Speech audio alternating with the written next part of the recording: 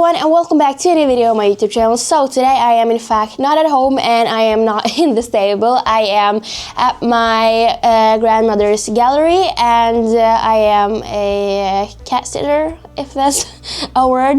But I am watching her cat while she is gone.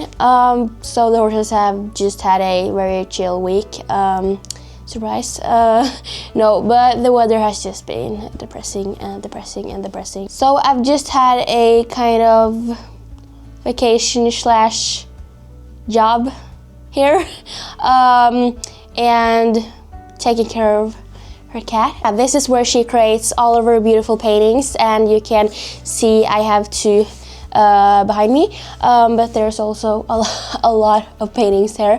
I can maybe show you some of them, but all of her paintings and art and everything is to be found on her website, which I will link down below. But in today's video I am going to talk about something that I would normally maybe not do.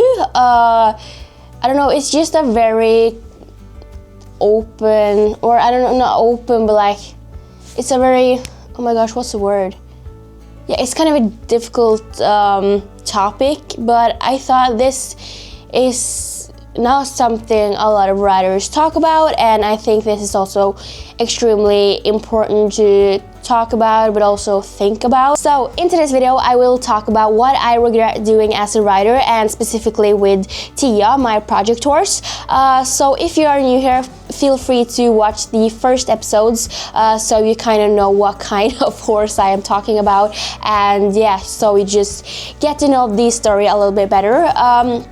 But basically, the long story short, Tia is a project horse that I bought back in 2023. She was a very talented horse, but she had a lot of mental baggage coming with her, and my goal from day one was to make her a confident show jumper again. And I've been working with her, or I've had her for soon 3 years, which is absolutely crazy. And I've never ever had a horse that have taught me this much, and I'm just gonna be honest, because having a project horse like Tia, and also with my series, because with my YouTube channel and everything, my goal is to make videos that inspire, and I'm not really interested in making, videos that teach people, because that's not really my thing and not really what I want to do. But my goal with my whole YouTube channel was to, show the real part of the show jumping world and behind the scenes, and just inspire and motivate, and just make really real videos and talk about stuff, and make videos that I haven't seen before, because there is not a lot of questions videos and behind the scene videos on YouTube. Of course, there is a lot of big and amazing YouTubers out there, and that's also kind of the reason I started with YouTube, because I felt like there were not really any videos that kind of talked about these like deeper topics, and kind of show a lot behind the scenes, what it's like to, for example, for me, having horses at home and competing at a higher level.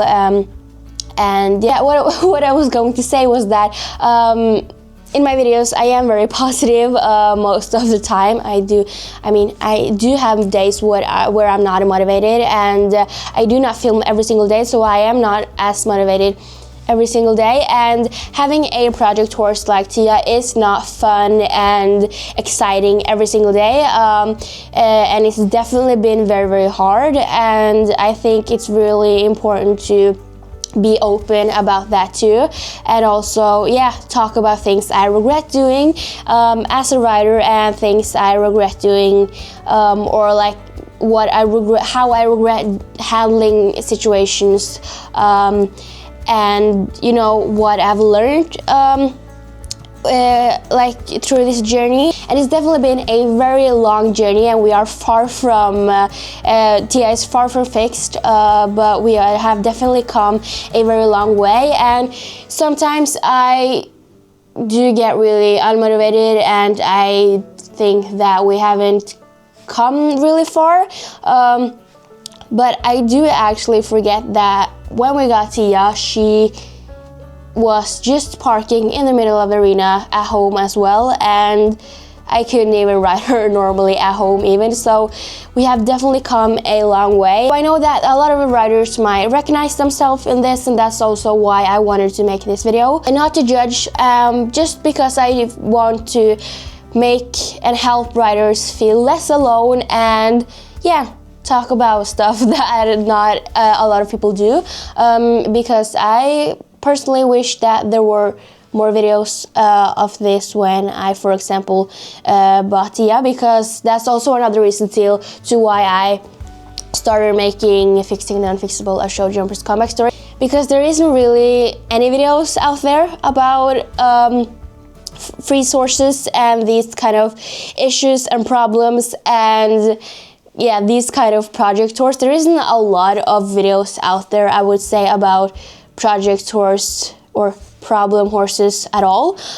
So that's also why I wanted to make this series, to help people feel less alone. And I do truly believe that I am not the only one having a freeze horse and struggling with having a horses that freezes and yeah, has just lost their confidence. So the intention with the series was always to help Tia, of course, and I've learned a lot on the way, but also to help a lot of riders feel less alone. And yeah, maybe some riders learned from my videos or got inspired or just felt not as alone, or just really enjoy watching our journey. This video is not about blaming myself for anybody else. It's just all about learning and what I've learned through this journey, and yeah, what I regret doing because I did not have that knowledge at that time.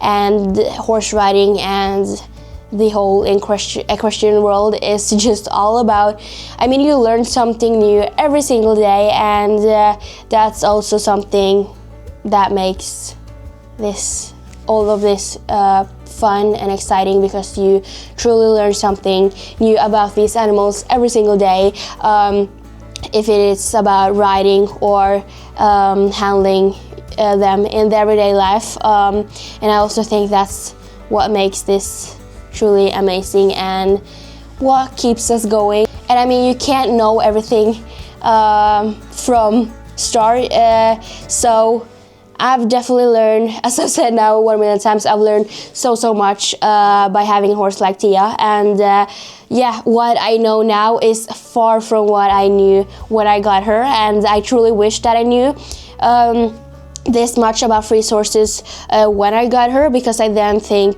I could help her in a lot of different ways. And yeah, but there wasn't any videos about this freeze thing, and when I got Tia, I didn't even know about this freeze horse thing. I never heard of it, and I don't think you could even describe and know how many hours I've spent and put into digging through the whole entire internet to try to find something about Tia's past and what she's done earlier, and also trying to dig and find stuff about free sources, because as I said, there isn't a lot information and things out there about free sources. So I've spent so many hours trying to dig out and find stuff and information about this topic and these issues, but the truth is that there isn't a lot. But so I just had to. But I've read a lot about free sources, and I think it's a very interesting thing, and especially I think it's very interesting to learn how the horses' brains work. Okay, but I'm now going to start talking about what I was going to talk about, and that is what I regret doing. So when I got Tia, my my goal and my mindset was that I truly believed that I just had to push her forward, and every time she froze or stopped, I just had to kick her forward and just try to really get her forward, ride her forward, push her through the fear, and just push her through the fear. Basically, that was my main mentality, and I don't know the word, but that was my main like focus. And I thought that I've never been a person that believed that a horse is rude or being nasty or difficult on purpose. There's always a reason behind it, but my mindset was kind of that, she's learned this pattern about, she jumps everything in the warm-up, and then I felt like she knew that she could just refuse at the first fence, then walk out, and then she was done. So I kind of felt like she's created this pattern about she knew that she could just go in, refuse 2 times, and then she went out, and then she was done. But the truth is that is not really how it was. She was just really stressed and overwhelmed, and I couldn't really tell that she was stressed because I only felt like she just kind of stressed herself up when she refused, if you know what I mean, because she wasn't stressed before she refused. It was more after she started refusing, then she started to, rearing and backing up and parking. But so my goal and everything I did was just pushing her forward, kick her forward, and she just, had to jump the first jump. And every time I went into the ring, I was like, today I am really going to push her forward and really trying to get her through the course, which I now know that was definitely not the right way to do it, but I did not have the knowledge about that at the time, and I obviously regret doing it because now I know that was wrong. But with a lot of horses that are less sensitive and less overwhelmed, it is actually, a lot of horses get fixed by just pushing them forward a few times, and then it kind of loosens up, and then they're good again. So a lot of horses just can be pushed forward, and then it's all fixed, but that did not really work with Tia, and the problem and issues were a lot deeper than I thought and knew, obviously. And to be really open, I do have had times where I felt like giving up or selling her.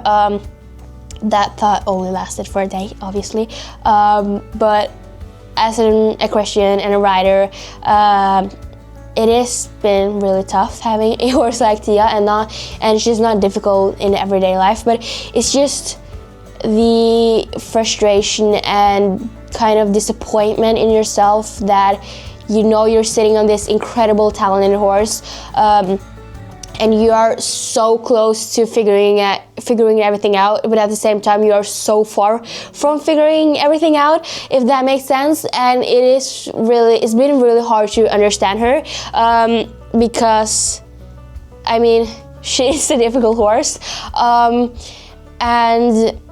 I know I am not the only one, and I've promised myself to never sell her, and I will never sell her, but some days has definitely been harder than others, and then I'll be like, some days I've just felt like it would be better if I just sell her, because I am not motivated, and this is not really fun for either me or Tia, but I will obviously never sell her, but we have definitely had our downs, that is definitely safe to say, but I think that is also a huge part of the journey, and that is also something that makes me and Tia a lot stronger, because we have definitely gotten through some really tough periods and tough times, but we did manage to get through them, and I am super motivated now to keep going, of course, but we have had our downs, and that is also the truth about horses overall.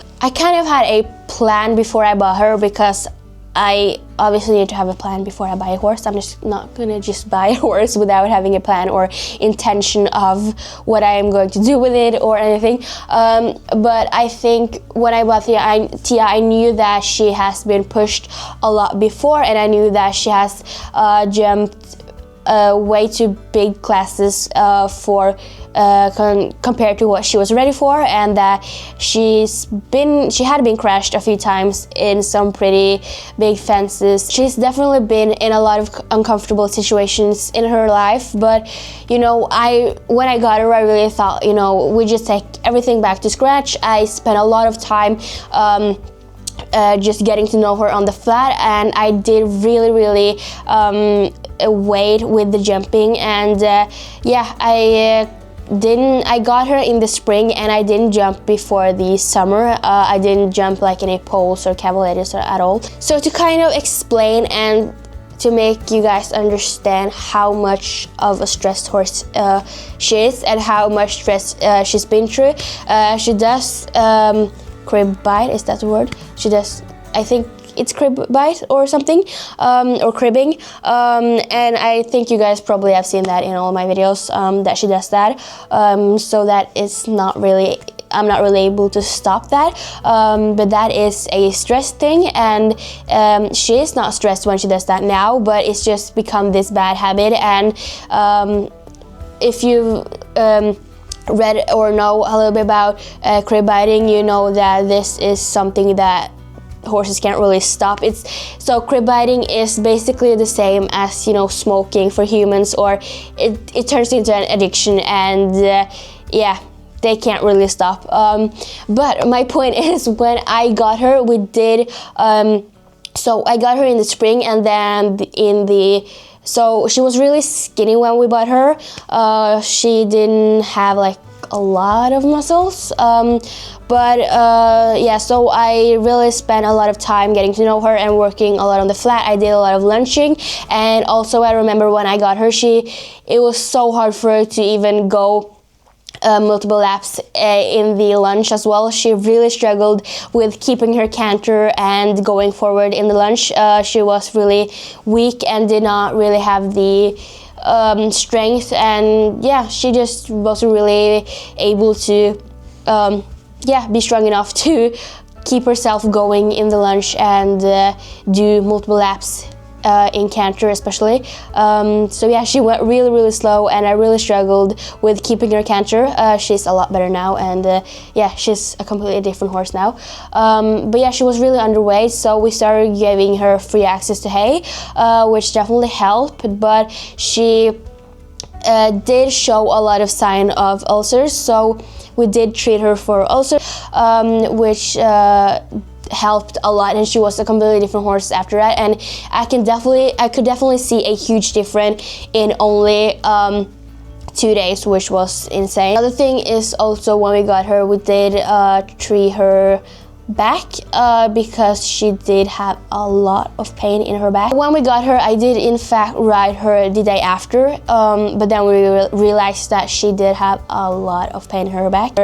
So then I think she had like 2 weeks off. Then we treated her back, and yeah, she got a treatment in her back. She then had a few weeks off, and then we started to ride her slowly and get her back into work again, and then I just kept going with the flat work and everything.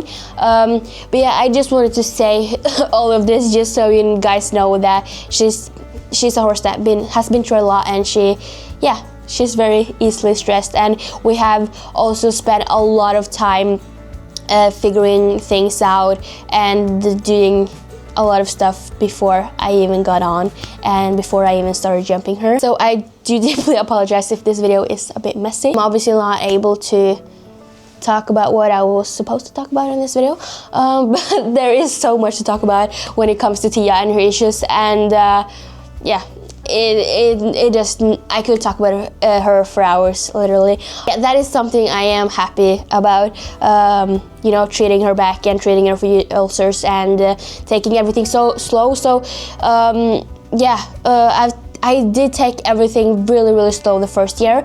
And also, you know, the way I got to the point where I am today is that I realized, because I kept taking her to paint jumps and small shows because I knew that or my mindset was that she just needed to get out and get some nice experience at shows and just get some nice rounds in very small classes, and then just slowly build it up. But it doesn't matter how high it is, because if she's overwhelmed and not comfortable, she's not jumping anyway. And yeah, everything was a lot more deep than I obviously expected.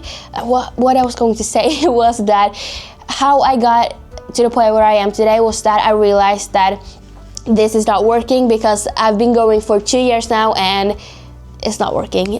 She's not comfortable at shows at all. She's not enjoying it. I am not enjoying it. I just got frustrated at myself and nothing was fun at all about it.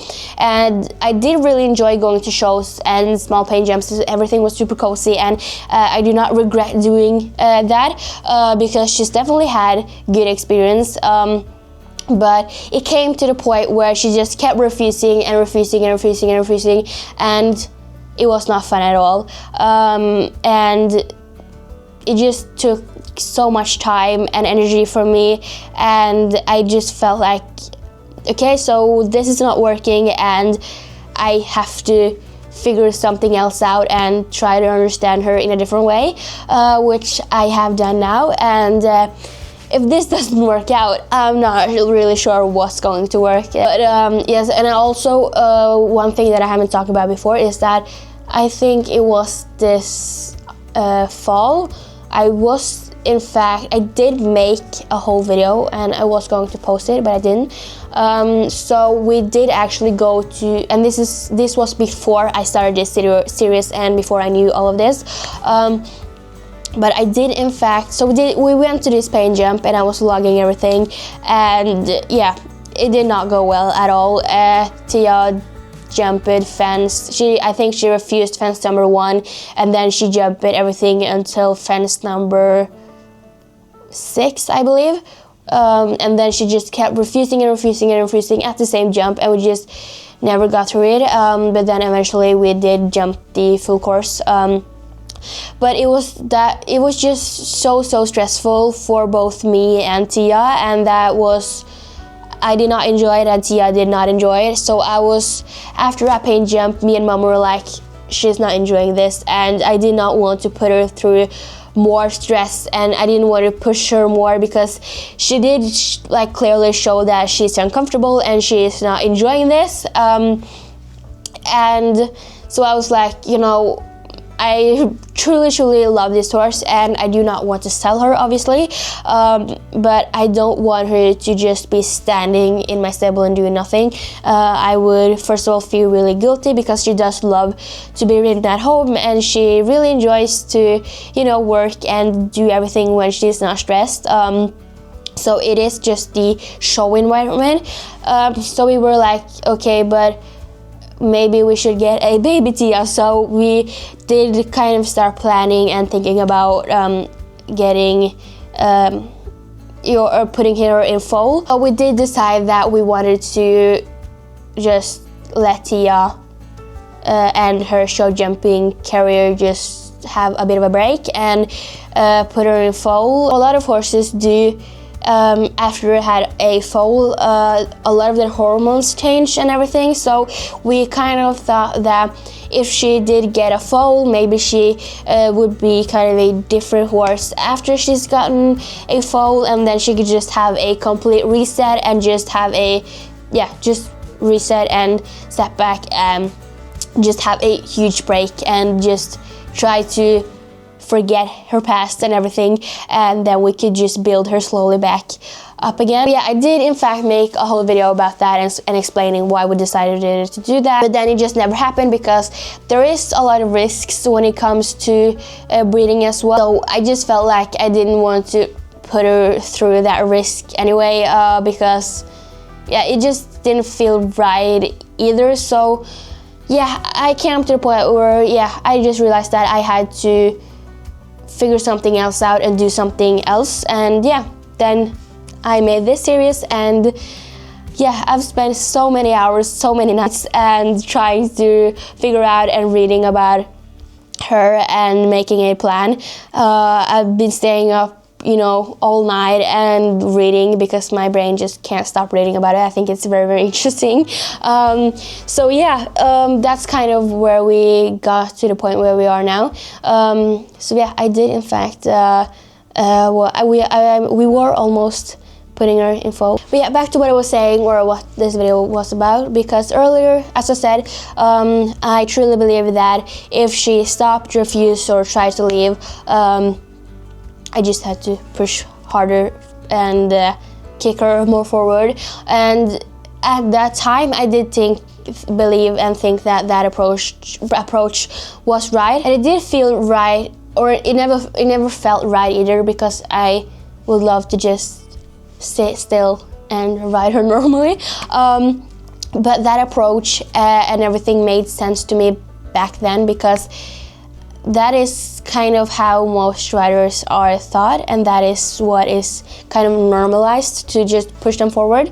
And so that was really what made sense in my mind at that point. I think you have to be really special and really interested to, you know, have a horse like Tia, and wanting to work with a horse like Tia and spend that much time with figuring things out. And it obviously takes a lot of time driving to paint jump after paint jump and spending hours there just to jump one fence or two fences, or yeah, so yeah, it takes a lot of time. I can definitely tell that Tia is a lot more happier, and I think that's also a reason that I keep going, and also a reason that I keep pushing forward. I'm not pushing her at all, but you know, keep pushing myself to keep going, because I can clearly see that, you know, for example, after I changed her into the hackamore and stuff,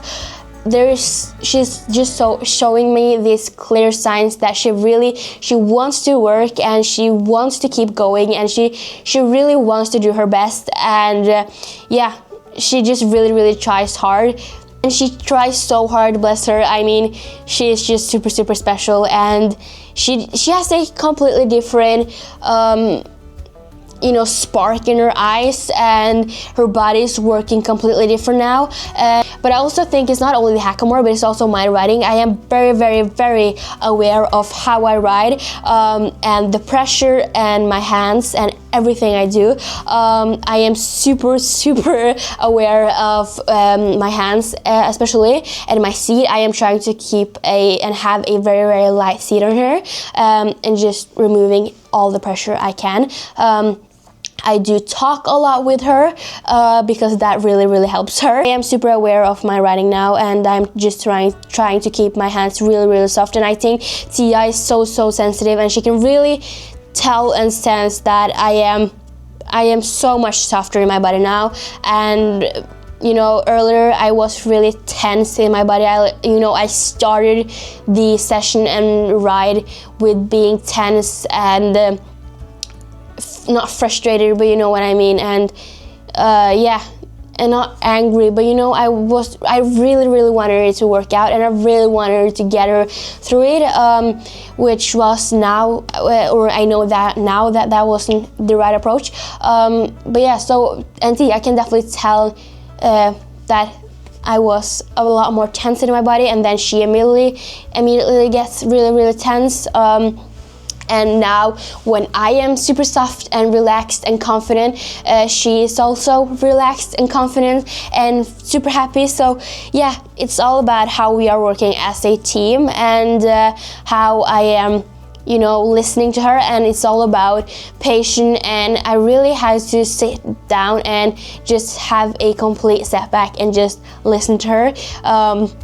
She's been really kind to kind of tell me what's wrong, even though it's been really difficult to tell, but at the same time you could clearly tell that she is stressed when I look back at it now. But you know, a lot of horses are stressed at competitions and when they're jumping because they get really hot and spicy and they really want to do their job. So you know, a lot of horses are kind of more stressed, but they are still able to do their job. And for Tia, it was a lot more deep, and yeah, that approach was definitely, or it made a lot of sense to me back then, because that is how a lot of us are taught, especially in this sport world. You have to just push through it and stay consistent, and you know, just be tough and hard. But I think listening to your horse is number one thing you have to do. And yeah, I've always tried to listen to her, but I just couldn't really figure out what it was. So yeah, it's definitely been a really, really tough journey. And I do have to say that I am really proud of myself for coming this far and learning this much in such short amount of time. And I am proud of you know, taking my time. And I mean, a lot of people would sell Tia if they were where I am today, or you know, where I was back then. And yeah, but I kept going. What I didn't understand back then was that she wasn't being stubborn or disobedient. She was just really, really overwhelmed and misunderstood. And every time I added pressure in those moments, I really thought I helped her getting through it and getting her out of it. But the truth is that I was just making her even more stuck. So now I am going to talk about things I would handle differently today. So the first thing is slowing things down much earlier. I think I've been a much better, or I've gotten a lot better at slowing things down before it gets worse, or just slowing things down overall, and not pushing it further. Or yeah, if she's been good and showed me signs, or you know, so, for example, if we have had a session where she is really, really stressed or tense, I would just slow it down and, you know, end it a lot earlier than I would probably do before or earlier. Thing number 2 is that I will listen more to the small things instead of waiting for a full shutdown. Do really pay attention to every single sign and, you know, move Tia makes now. So I am very, very aware of how I handle stuff, and I am really trying to you know, stop things before she does, to avoid making a stressful situation and just making everything a good experience.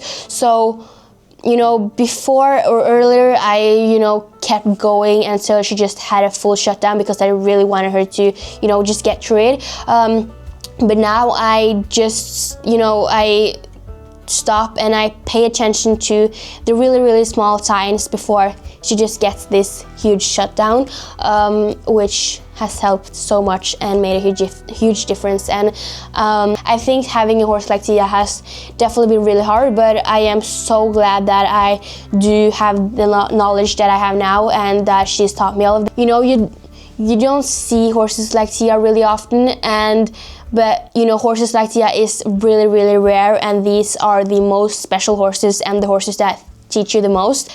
I think there's a reason she came into my life, and she has helped me and my knowledge and my riding career so much. And yeah, I think it's a very big reason that she came into my life, and I am forever grateful. And yeah, so another thing I would handle differently today is not seeing calm as enough, because today when she's calm, that is more than enough. But you know, earlier I didn't care if she was calm, or obviously I cared, but my main goal was to, you know, jump the whole course. But now when I enter the ring, it's just I want to just get out more relaxed than when she came in. So to me, it doesn't really matter how many jumps we did. Obviously, I really want her to jump a full course, of course, but my goal now is just to get out of the ring more relaxed than she was when she came in, or even just in a warm-up. That is the huge win.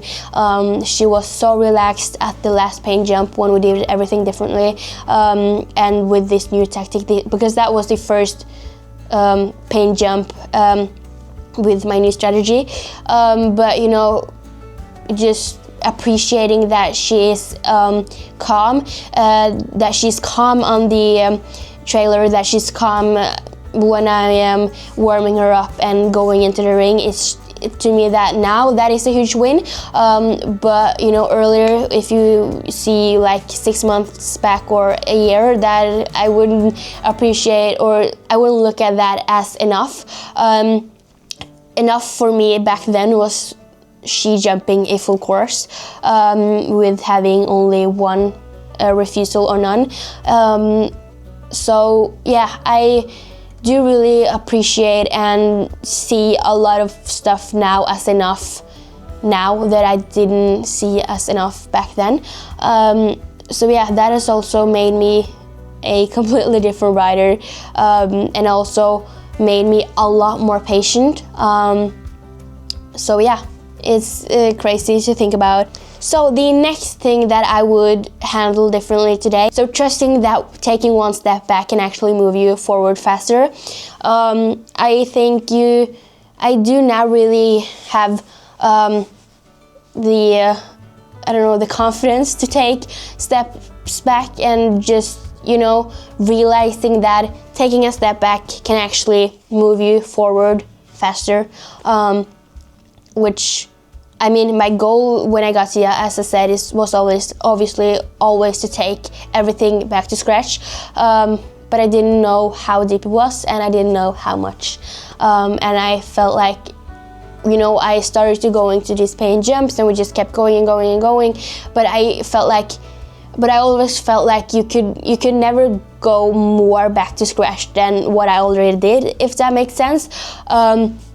I was like, I'm riding 80 centimeters and I'm taking things super slow. She's having the most chill life ever. So I thought at that time that, is it possible to go more back to scratch than I am already doing? Which I know now that obviously, actually a lot. I hope that it will one day loosen up for her. I think she really deserves to just, you know, enjoy being in the ring again, because she is so happy when she's jumping at home. She really, really enjoys jumping at home, and not only is she just a horse that is jumping insane, but she just gives me so much confidence, and I've never ever sat on her and been scared. She is a horse that you feel really, really safe on and comfortable on. So no matter how high the fence is or how big the course is, you just never feel scared or uncomfortable. And that is something you really want in a horse as well, to feel confident. And yeah, she really enjoys getting ridden at home and jumping at home, and she really enjoys it at shows in the warm-up. So yeah, it's just that last step that she needs to get back to, and you know, I hope she can enjoy one day. And that is also why I keep going, because if she didn't enjoy being ridden and jumping at home or in the warm-up, I wouldn't do it at all, because she's too broken, or I wouldn't use the word broken, but I don't know. If jumping was way too stressful for her, I would never put her through that, but she really shows me that she really enjoys it at home especially, and she really shows me that she wants to keep trying. She really wants to do her best, and she really wants to guide me through, you know, what works for her, and you know, what she likes and how it's done. This is kind of a very different video, but I really hope that some of you might relate or got, I don't know, inspired or motivated, or yeah, I really hope you enjoyed it. And yeah, I do deeply apologize for not posting as much lately. The main reason, as I also said in my previous video, is that the arena is frozen, and the truth is that my horses are not in full work, and it's been really tough because I've been super unmotivated lately, and the winter has just killed me. I've not had the most energy lately, and you know, some days I have a lot of energy, and then I'm like, okay, I'm super excited to start riding again and being in the stable, and then the next day I'm like, ugh, I can't be bothered. I want to die and I want to sell all my horses.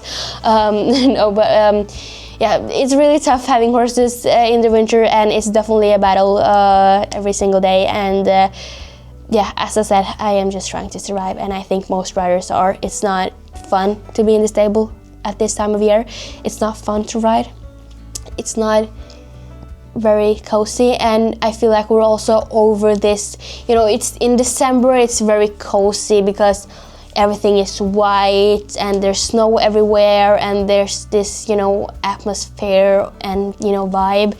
But now everything is just frozen. We don't have a lot of snow, but everything is just completely frozen, and yeah, it's not cozy at all. It's just been so gray, there's no sun.